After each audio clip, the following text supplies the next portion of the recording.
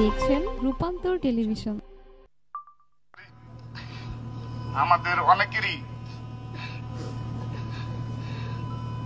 শুভাকাঙ্ক্ষী থাকে, আবার অনেক পেছনে শত্রু থাকে, কিন্তু আমি বিশ্বাস করি, আমি দেখেছি হাসিবের কোনো শত্রু নেই এবং সর্বশেষ যকসু হবে সেখানে আমরা ভেবে রেখেছি মনে মনে সবাই যে আমাদের একটা ভালো ছেলে আছে, কিন্তু আল্লাহ তাআলার ভাগ্যে লিখে রাখে নাই।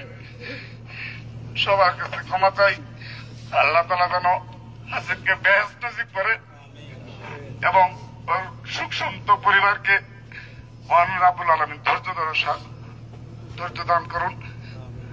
সবার কাছে দোয়া রাখি। সবাইকে আসসালামু আলাইকুম। আপনি যদি আমাদের এই ভিডিওটি ফেসবুক থেকে দেখে থাকেন তাহলে অবশ্যই লাইক, কমেন্ট ও শেয়ার করতে ভুলবেন না। আর যদি ইউটিউব থেকে দেখে থাকেন তাহলে অবশ্যই সাবস্ক্রাইব করে বেল বাটনটি বাজিয়ে দিন। এরকম আরো নিত্য নতুন নিউজ পেতে আমাদের সাথে থাকুন।